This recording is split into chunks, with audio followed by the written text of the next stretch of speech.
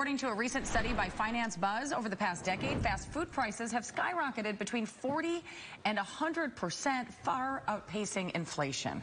One of our viewers noticed something odd about the way one chain prices its combo meals and asked our Christine Lazar to investigate. And what you found out is pretty surprising. You did really good investigation. Yeah, well, it surprised me. You know, it's not often that I get an email where I'm like, I don't have any idea what the answer is here. And, you know, yesterday we talked about the Consumer Price Index and inflation cooling. And one of the things that experts say has really spurred that is consumers saying, I don't want to pay this much anymore. Right. And I think if there is a silver lining at all to the inflation that we've experienced over the past couple of years, is that consumers are finally finding their voice and pushing back, and companies are listening and now offering value meals and other things to help us save money, because we're like, hey, we just won't go there anymore. So in this case, we often hear in the drive-thru, do you want fries and drink with that? But what you may not notice is that at some fast food chains, how much you pay for that same fries and drink varies based on what you like to order.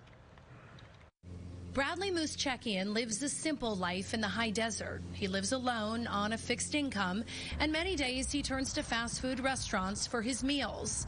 But even then, it's a struggle to stay on budget. I feel like I'm priced out sometimes. Can't go to McDonald's and get, the Big Mac meal for, $2.99 or $3.99 the way it was, because now it's like $11 just for the hamburger. One day, Muschakian was in the drive-thru of his local Jack in the Box. And, I was a little tight on money that day. And I was just looking at the different items, and I'm pretty good with numbers, and I recognize patterns and things like that. And it just blew up in my face. He noticed that the price to upgrade to a combo meal varied based on what burger or sandwich he wanted to order. I'm thinking, well, look at this. They want X amount for this French fry and drink, and they want X amount for that French fry and drink, and they're both still the same French fry and drink. So he wrote me an email asking if I knew why the combo upgrade at Jack in the Box wasn't a flat amount, and I didn't. In fact, I never noticed it. Their menu doesn't make it easy to do mental math. At Muschakian's Jack in the Box, if you were to order a bacon and Swiss buttery Jack, the cost of the combo is $11.19. The burger by itself, $7.89, which means you're paying $3.30 to upgrade. But if you were to order the double Jack, the cost of that combo, $11.69. But the burger by itself also $7.89, which means now you're paying $3.80 to upgrade to the combo. That's an additional 50 cents for the same fries and drink.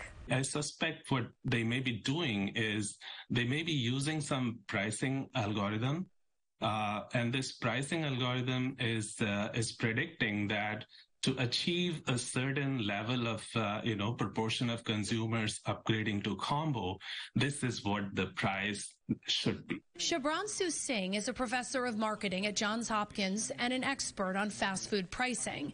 He believes that the price of the combo upgrade may depend on what consumers are willing to pay, meaning those who order one type of burger could be more likely to pay more for a combo meal than those who order a different burger. When a consumer is willing to pay more for that combo or upgrading to the combo, then it makes more sense for the firm to increase price and extract some more surplus from there. We asked Jack in the Box to explain the price discrepancy, and a company spokesperson told us in order to stay competitive, all the ingredient factors of each burger affect the pricing of each combo.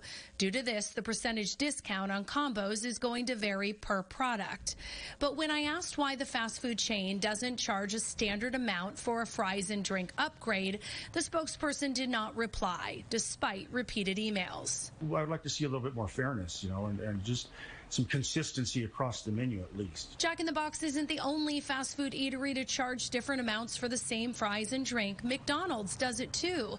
At a Hollywood location, the price to upgrade to a combo varied from $3.50 to $4. So we asked McDonald's to explain, and they confirmed they were looking into our request, but then didn't respond to my subsequent emails. At Chick-fil-A, Burger King, In-N-Out, and Wendy's, they all charge a flat amount to upgrade to a combo. Subway and Jersey Mike's as well.